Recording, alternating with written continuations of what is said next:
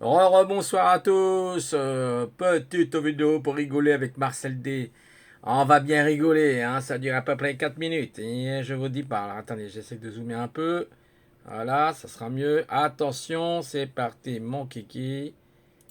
Et D'ailleurs, voilà. au cirque, t'as Véran qui est pas mauvais du tout. Il t'en sort une ou deux par jour sans forcer. Pourrait faire un 4-4-2 toutes les semaines, rien que sur sa face. Le Allez, mec a deux Marcel. doigts de détrôner BHL. C'est vous dire le niveau exceptionnel du garçon. On tient un prodige. Et pour le coup, Olive était invité sur le plateau de France 2 pour répondre aux questions des internautes. Et il dit le plus naturellement du monde, écoutez bien, ça mérite une distinction. Porter le masque en extérieur est indispensable partout où il est décidé qu'il l'est. Il y a des gens qui parfois vivent dans le même foyer et qui sont à deux sur une plage déserte et ils portent un masque. Oui, après c'est un réflexe du quotidien. Sauf que Véran, il doit lire les études à l'envers puisque t'as LCI qui confirme qu'il n'y a pas de contamination lors des rassemblements à l'extérieur. Il te sort ça au calme les mecs. T'as Pujadas qui pose la question fatidique. Est-ce qu'on se contamine beaucoup plus lors des rassemblements à l'extérieur? Et la réponse sur le plateau d'LCI est cinglante. Puisqu'avec un recul d'un an, on a évidemment les exemples concrets. Comme le 11 mai 2020, jour du premier déconfinement. Les Parisiens prennent d'assaut le canal Saint-Martin après 2 mois de confinement. Et à l'époque, je sais pas si vous vous rappelez, mais il n'y avait même pas besoin de masque à l'extérieur. Bref,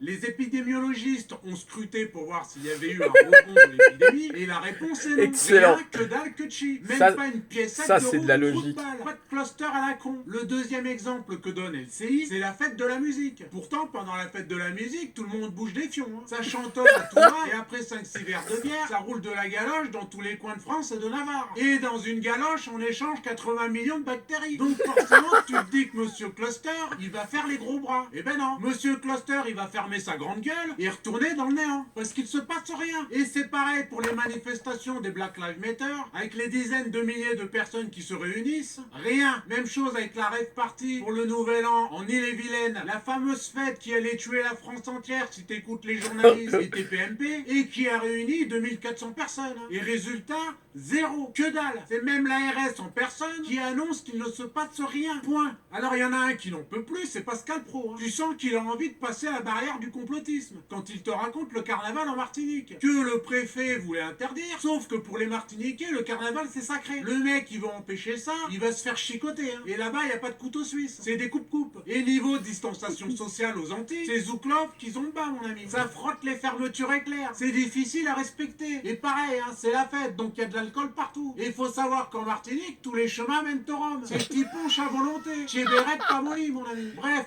Pascal raconte, il y a 15 jours, carnaval à la Martinique. Vous avez vu les images, c'est magnifique. Le préfet avait interdit la manifestation. Il y a eu 1500, 2000 personnes dans la rue. On avait vu ces images et tout le monde disait, c'est scandaleux. Franchement, ces gens ne sont pas raisonnables. Rien. C'était le 16 février et on est le 3 mars. Rien.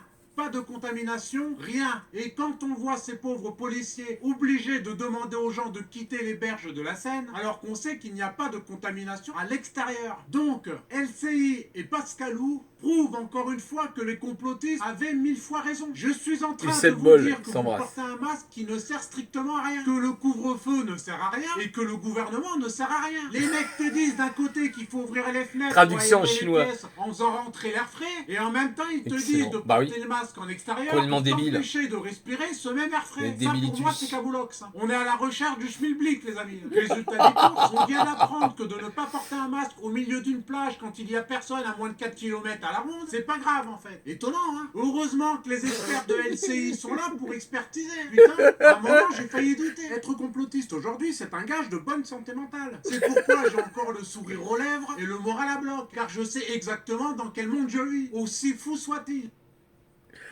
Voilà les amis, donc très belle vidéo. Attendez, je remets en position là.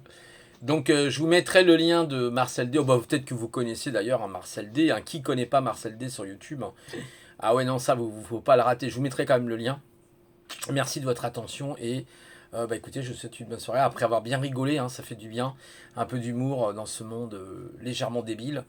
Et je vous souhaite une bonne soirée à tous. J'espère que vous allez apprécier ma vidéo que j'ai faite avant, la petite vidéo que j'ai faite avant sur Scratch 3, voilà. Et puis n'hésitez pas à mettre des pouces en haut ou en bas, comme vous voulez. Hein. Maintenant, on n'a plus de limite. Et je vous dis à une prochaine fois. Au revoir.